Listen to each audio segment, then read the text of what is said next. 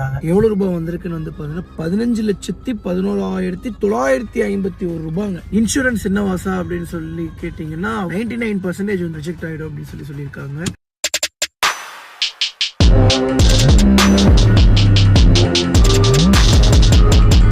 வணக்கம், நான் உங்க வாசன். எல்லாரும் எப்படி இருக்கீங்க? நல்லா இருப்பீங்க நம்புறேன். டிடிஎஃப் இன்னைக்கு எங்க இருக்கோம்னா நம்மளோட பெங்களூர்ல இருக்கோங்க.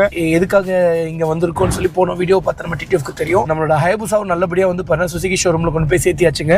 நேற்று காலையில ஒரு 6 மணி பக்கம் கொண்டு போய் நிப்பாட்டிட்டோம். அதாவது ஷோரூமே வந்து பண்ண ஓப்பன் ஆகிறதுக்கு முன்னாடி ஃபர்ஸ்டே வந்து பண்ண இன்ஃபார்ம் பண்ணிட்டேன். அவங்க வாட்ச்மேன் நைட் எல்லாம் இன்ஃபார்ம் பண்ணிட்டாங்க. நைட்டே வருவோம்னு எதிர்பார்த்தாங்க. பட் அன்பார்ச்சுனேட்லி வந்து பண்ண காலையில தான் வர முடிஞ்சது. பட் ஒன்றும் பிரச்சனை இல்லை, நடப்பதெல்லாம் நன்மைக்கு. ஸோ அதுக்கப்புறம் இன்னொரு வழி இருக்கு. ஸ்டாக்ல ரெடி பண்ணாம நம்மளே கஸ்டமைஸ்டா மாடிஃபை பண்ணலாம். அதுக்கு மேபி ரேட் கொஞ்சம் டிஃபரெண்ட் ஆகும், அதனால அதிகமாக தான் ஆகும். டிடிஎஃப் நல்லபடியா ஷோரூமுக்கு வந்து ரீச் ஆயாச்சுங்க. நம்ம வண்டியை மூடி வச்சிருக்காங்க. உள்ள போய் ஃபுல்லா டீட்டெயிலா கேட்டு வரேங்க. இல்ல திடீர்னு தண்ணி எல்லாம் வருது. ஓ, மழை வந்துச்சு. நாங்க நிக்க வச்சும் போது சும்மா யாருக்குன்னா சொல்லி ஒரு கவர் போட்டிருந்ததோ உங்களுக்கு அதெல்லாம் சேவ் ஆயிடும். அதான் துருப்படியாமல அந்த பெயிண்ட் எல்லாம் கவர் எல்லாம் டேமேஜஸ் இருக்கு. ரேடியேட்டர் எல்லாம் டேமேஜ். Radiator damage. இன்ஜின் டேமேஜா? இன்ஜின் டேமேஜ் இல்ல, இந்த கேஸ் கவருக்கு தானே. இந்த கேஸ் ஒன் செக் பண்ணணும். ஓகே, இதெல்லாம் கழட்டி தான் பார்க்கணும். இங்க கவர் டேமேஜ் இருக்குது.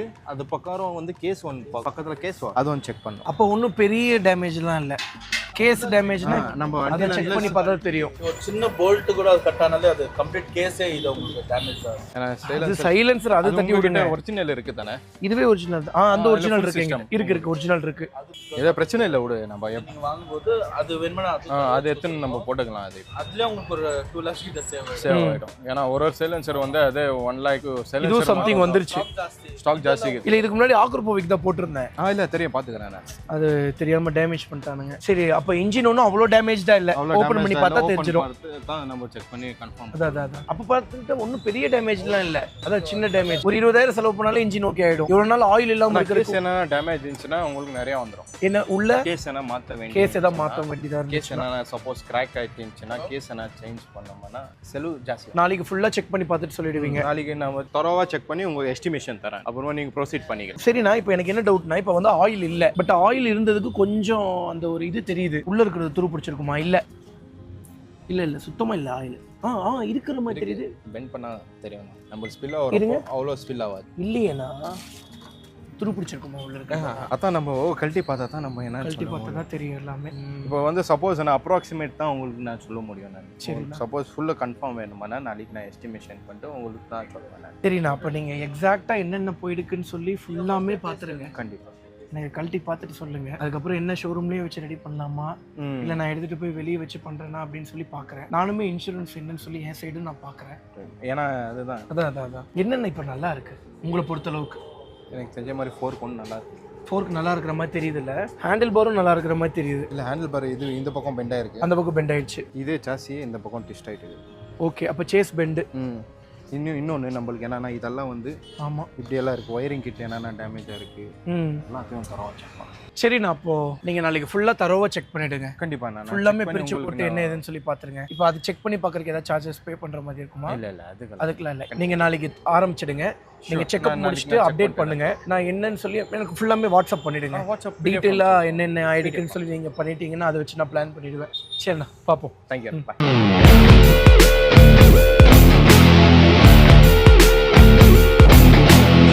பெல்லிலெல்லாம் போடுவாங்களே அந்த எக்ஸாஸ்டா? நீங்கள் சன்லைட்டில் பார்த்தீங்கன்னா உங்களுக்கு நல்லா தெரியும்.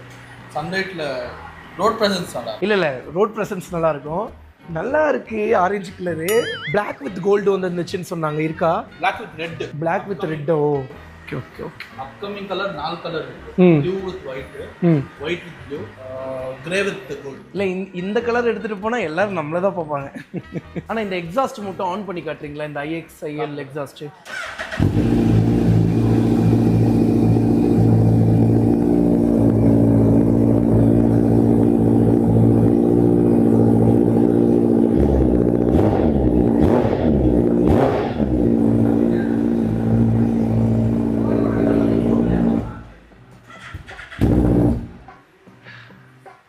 ஸ்மெல்லு இது பார்த்தீங்களா எந்த அளவுக்கு டேமேஜ் ஆகிருக்குன்னு? ஏதாவது கொஞ்சமாவது உருப்படியாக இருக்கா? இன்ஜினில் ஆயிலே இல்லையே.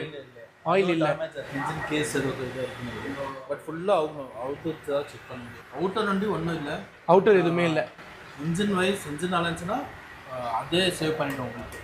பரவாயில்லையே. எனக்கு இன்சூரன்ஸ் கிளைம் ஆகலைன்னா நான் இன்ஜினை மட்டும் வச்சு வண்டியவே மாற்றி நானே தனியாக என் ப்ரைவேட் ப்ராப்பர்ட்டியில் ஓட்டு வச்சுக்கிறேன். வேறு என்ன பண்ணுறது? டிடிஎஃப் அவ்வளோதாங்க, ஷோரூம்லேருந்து கிளம்பியாச்சு. இப்போ ஷோரூமில் என்ன சொல்கிறாங்கன்னு வந்து பார்த்துட்டிங்கன்னா வண்டியை ஃபுல்லாக டிஸ்மேண்டில் பண்ணி செக் பண்ணணும்னு சொல்கிறாங்க. பட் இப்போ இருக்கிற கணக்குப்படி பார்த்துக்கிட்டிங்கன்னா வண்டி வந்து பார்த்தீங்கன்னா கிட்டத்தட்ட 14 லட்சத்துலேருந்து ஒரு 18 லட்சம் வரைக்கும் மேபி செலவாகலாம். எக்ஸாக்டாக கிடையாதுங்க, தோராயமாகவே வந்து பார்த்தீங்கன்னா 14 லட்சத்துலேருந்து சொல்கிறது 18 லட்சம் வரைக்கும் செலவாகலாம். இன்னும் பிரிச்சு பார்த்தா தான் நமக்கு தெரியும் அப்படின்னு சொல்றாங்க. இன்ஜின்ல இருந்து எல்லாமே கழட்டி பார்க்கணும்னு சொல்றாங்க. நான் எல்லாமே கழட்டி பார்க்க சொல்லிட்டு இப்போ வந்து பார்த்தீங்கன்னா நான் கிளம்பிட்டேன். நேரம் வந்து பண்ண நம்ம ஊருக்கு. ஸோ வந்து நம்ம ஊருக்கு இன்னும் எவ்வளோ கிலோமீட்டர்ஸ் இருக்குன்னா 327 கிலோமீட்டர்ஸ் இருக்குங்க. 7.5 மணி நேரம் ஜேர்னிங்க. இப்போ வந்து என்ன பிரச்சனைனாங்க, இன்சூரன்ஸ் கிளைம் ஆனா நம்ம தப்பிச்சிடுவோம், இன்சூரன்ஸ் கிளைம் ஆகலைன்னா மாட்டிப்போம். இப்போ ஷோரூம்ல என்ன சொல்றாங்கன்னா 99% இன்சூரன்ஸ் கிளைம் ஆகாதுங்க, 1% மேபி கிளைம் ஆனாலும் ஆகலாம் அப்படின்னு சொல்றாங்க. நான் வந்து அந்த 1% இருக்கு இல்லைங்க, அந்த 1%க்காக போராடி பார்க்க போறேன். இதை ஒண்ணுமே பண்ண முடியாதானே அப்படின்னா பைக்கை. இப்போ இன்சூரன்ஸ் கிளைம் ஆயிடுச்சுன்னா நம்ம வண்டியே ஃபுல்லா ரெடி பண்ணி எடுத்துடலாங்க. அப்படி இல்லைன்னா டோட்டல் லாஸ்ல போட்டுட்டு புது வண்டி தந்துருவாங்க. புது வண்டிக்கு நம்ம 1 லட்சம் 2 லட்சம் 3 லட்சம் பக்கம் வந்து மேபி பே பண்ற மாதிரி இருக்கலாம், இல்ல அதுக்கு மேல கொஞ்சம் பே பண்ற மாதிரி இருக்கலாம். இப்போ இன்சூரன்ஸ் ரிஜெக்ட் ஆயிட்டாதான் இப்ப பிரச்சனையே. இப்போ 14 லட்சம் ரூபாய் 18 லட்சம் ரூபாய் போட்டு செலவு பண்றதுக்கு நம்ம புது வண்டி எடுத்துட்டு போயிடலாம். ஆல்ரெடி பாஸ்ட்ல பண்ண அந்த மிஸ்டேக் நான் திரும்பி பண்ணக்கூடாதுன்னு யோசிக்கிறீங்க. அது போக வந்து பார்த்தீங்கன்னா பாஸ்ட்ல நிறைய மிஸ்டேக்ஸ் பண்ணிருக்கேன். இது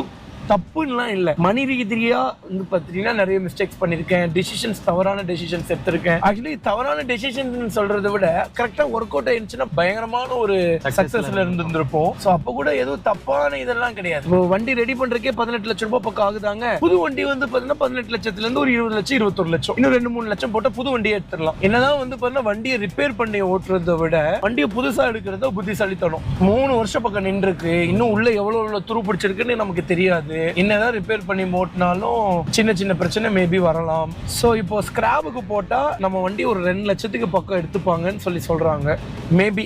ஸோ வேற ஒரு வண்டியை ஸ்கிராபுக்கு போட்டாங்களா 5 லட்சத்துக்கு எடுத்துக்கிட்டாங்களாம். வெளியே சோர்ஸ் வச்சு சொல்றேன், 1 லட்சத்துல இருந்து 5 லட்சம் வரைக்கும் மேபி எதிர்பார்க்கலாம். நம்ம வண்டிக்கு 5 லட்சம்ங்கிறது பெரிய விஷயம், பட் தெரியல. இப்போ என் மைண்ட்ல என்ன, இன்சூரன்ஸ் ரிஜெக்ட் ஆயிட்டா என் மைண்ட்ல என்ன தோணுதுன்னாங்க, ஷோரூம்ல வச்சு ரெடி பண்ணாம நானே ரெடி பண்ணலான் இருக்கேன். வெளியே எடுத்துட்டு வந்து ஒரு மெக்கானிக்கை வச்சு நம்மளே பண்ணலாங்கிற. ஸோ ஃபர்ஸ்ட் டே உட்காந்து வண்டியில என்னென்ன பிரச்சனைன்னு சொல்லி அவங்களே எக்ஸாக்டா நமக்கு ஃபுல்லா எனக்கு டேட்டாவா கொடுங்கன்னு சொல்லி அவங்க நாளையிலேருந்து ஒர்க் ஆரம்பிச்சிடுவாங்க. நாளைக்கே கொடுத்துருவேங்கிறாங்க. எனக்கு தெரிஞ்சு நாளைக்கே கிடைக்காது. இன்னும் ஒரு 3 நாளில் வந்து பார்த்தீங்கன்னா நமக்கு எக்ஸாக்ட் டேட்டா கிடைச்சிடும். அந்த எக்ஸாக்ட் டேட்டா வச்சு நம்மளே அங்கே வீட்டில் வச்சு ரிப்பேர் பண்ணிடலாம். அதுவுமே செலவு தான், அந்த பொருள் அதுவுமே செலவு தான். பட் நம்ம ஸ்டாக்காக வந்து ரெடி பண்ண வேண்டாம். ஸோ வந்து டிடிஎஃப் உள்ள களத்தில் இறங்கி நம்மளே வந்து பார்த்தீங்கன்னா Day 1 Day 2 Day 3 Day 4ன்னு சொல்லி ஒரு நாளும் வந்து பண்ண ரெடி பண்ணிக்கிட்டே இருக்க வேண்டியதாங்க. ஒவ்வொரு நாள் ரெடி பண்ணுற அப்டேட்டை உங்களுக்கு அப்டேட் பண்ணிட்டே இருக்க வேண்டியதாங்க. அது வந்து ஹயபுசாவே வந்து பார்த்தீங்கன்னா நமக்கு ஏற்ற டேஸ்ட்டுக்கு மாதிரி மாற்றிக்க வேண்டியதாங்க. அப்போ சுசுகி ஹயபுசான்னு வராது, இது ரெடி பண்ண ஆரம்பிச்சோம்னா நம்ம டிடிஎஃப் ஹயபுசான்னு மாறிடும். அங்க நிறைய ஹயபுசாஸை பார்த்து ரொம்ப ஆசையா போயிடுச்சுங்க. சவுண்ட் பாத்தீங்களா, ஆரஞ்சு கலர் லைட்ல இல்ல சவுண்டு கூட ஒன்றும் அவ்வளோ ஜோருன்னு சொல்லிட முடியாது, அந்த ஸ்மெல்லு தான் ஜோரா இருந்தது. வண்டி ஆன் ஆகி ஆஃப் ஆன உடனே அந்த ஒரு ஸ்மெல் சவுண்ட் இன்னும் கொஞ்சம் ஸ்வீட்டா எதிர்பார்க்குறீங்க. நான் ஓட்டும் போது வேற மாதிரி இருக்குண்டா. ஒவ்வொரு கியர் ஷிஃப்டிங்க்கும் ஐடியா பண்றீங்க, நல்ல ஒரு ஐடியா போடுறேன். எவ்வளவுக்கு முடியுமோ இன்சூரன்ஸ்ல ஃபுல் பொட்டன்ஷியல போட்டு ட்ரை பண்ணுவோம். நம்ம பாருங்க எத்தனை வண்டி, 2 3 4 5 எக்கச்சக்கமா இருக்குடா. ஃபுல்லா மிலிட்டரி வண்டிங்க தான். இந்த மணிக்கு தான் நம்ம ஒரு கவர் போட்டிருந்தோம் நடுவுல இருக்குல்ல. இல்ல அந்த கலர்ல ஆக்சுவலி இல்ல, அது அந்த மாணி செம்ம குவாலிட்டிடா. அது காரை பாதி இது காப்பாத்துனதே அந்த கவர் தான். ஆமாண்டா, முக்கால்வாசி காரை காப்பாத்துனதே அதுதான். ஆனா நம்ம இதுல ஒரே ஒரு தப்பு பண்ணிட்டோம் ஹயபுசால. அதே அவர் சொல்றாரு பாரு, கவரை மட்டும் நீங்க ஒண்ணு போட்டு மூடி இருந்தீங்கன்னா டேமேஜ் ஆகாததெல்லாம் தப்பிச்சிருக்கோம் அப்படிங்கிறாங்க.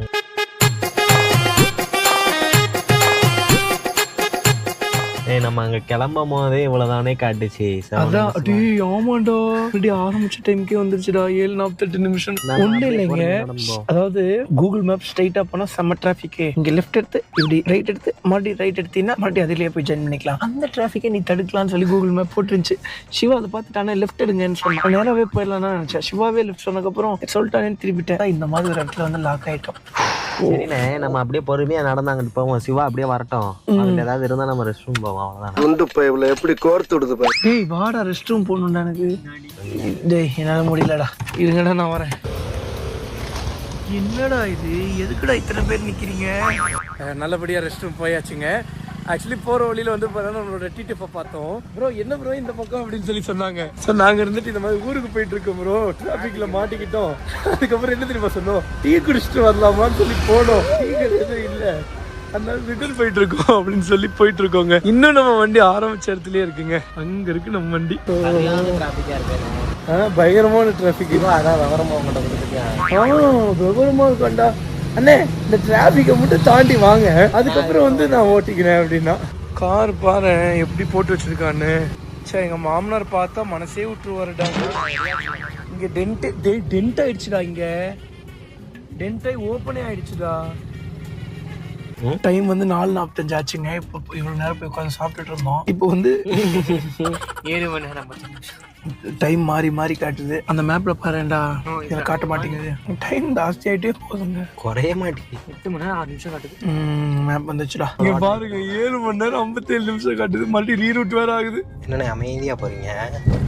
காரையே இப்படி பண்ணி வச்சிருக்கானேன்னு யோசிக்கிறேன். என்னடா பண்ணி வச்சிருக்கேன், நான் நல்லா தான் வச்சிருக்கேன். சிரிச்சுக்கிட்டே பேசுறானே. சைடில் தான் தெரியாம ஒரு கோடு மட்டும் போட்டுட்டேன்.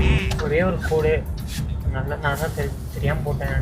நான் தெரிஞ்சு பாட்டேன்னு சொல்ல வந்தா அப்படி தெரியாம ஒரு சின்ன டென்ட் ஆகி ஒரு தூரம் போடாச்சு. நான் மட்டும் தான் காணும். எதுக்கும் இது ஒன்றும் எனக்கு தெரியாது. கொஞ்சம் கொஞ்ச நேரம் தூங்குறேன், மறுபடியும் பைபாஸ் பக்கம் போயிட்டு கொடுப்பேன். நான் தான் ஓட்டணும். மீண்டும் பண்ணிப்போம். டிடிஎஃப் நம்ம வீடியோ வர சப்ஸ்கிரைப் பண்ணா பார்த்துட்டு இருந்தீங்கன்னா மறக்காம சப்ஸ்கிரைப் பண்ணி பெல் ஐகான் தட்டிட்டு இருக்கோங்க. டிடிஎஃப் எஸ்டிமேட் பில் வந்துருச்சுங்க. எவ்வளவு ரூபாய் வந்திருக்குன்னு வந்து பார்த்தீங்கன்னா 15,000 ரூபாய்க்கு லேபர் காஸ்ட் கூட கிடையாதுங்க. லேபர் காஸ்ட் மட்டுமே 30,000 ரூபாய் பக்கம் வருதுங்க. டோட்டல் பில் எவ்வளோன்னு வந்து பார்த்துட்டீங்கன்னா 15,11,951 ரூபாங்க. ஸோ ஆக்சுவலி பைக்கோட காஸ்ட் நம்ம வாங்கின காசே வந்து பார்த்தீங்கன்னா 19 லட்சம் ரூபாய் சம்திங்க்கு வாங்கினோங்க. இப்போ வந்து பார்த்தீங்கன்னா ஹயபுசா வந்து பார்த்தீங்கன்னா 21 லட்சம் ரூபாய்க்கு வித்துட்டு இருக்காங்க கர்நாடகாவில். அப்ராக்சிமேட்டா சொல்லிட்டு இருக்கேன் எல்லாமே.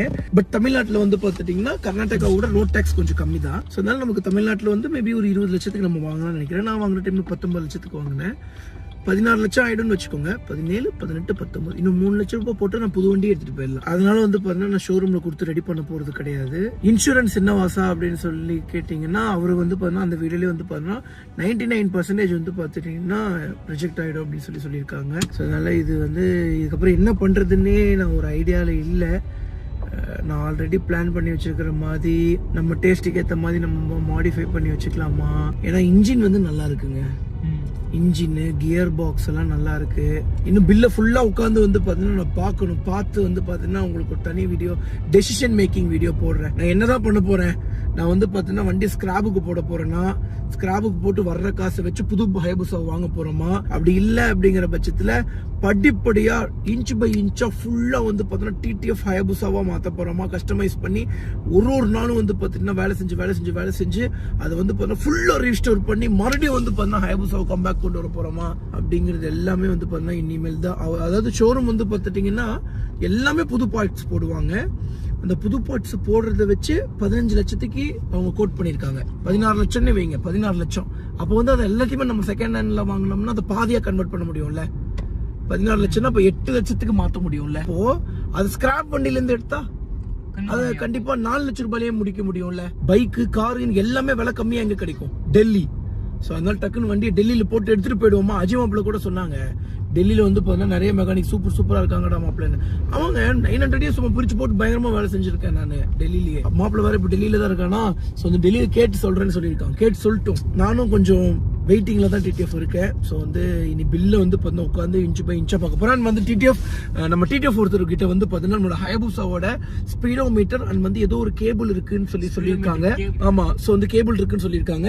ஸோ பட் அவர் வந்து பார்த்துட்டீங்கன்னா அவர்கிட்ட நான் கான்டாக்ட் நம்பர் கேட்டிருக்கேன். வந்து அவர் வந்து பார்த்தீங்கன்னா சொல்லியிருந்தாரு, ப்ரோ நான் திருடலன்னு என்ன தப்பா எதுவும் நினைச்சிடாதீங்க அப்படின்னு சொல்லியிருக்காரு. சத்தியமா சொல்றேன் பிரதர், நான் என்னைக்குமே அப்படி தப்பா நினைக்க மாட்டேன்.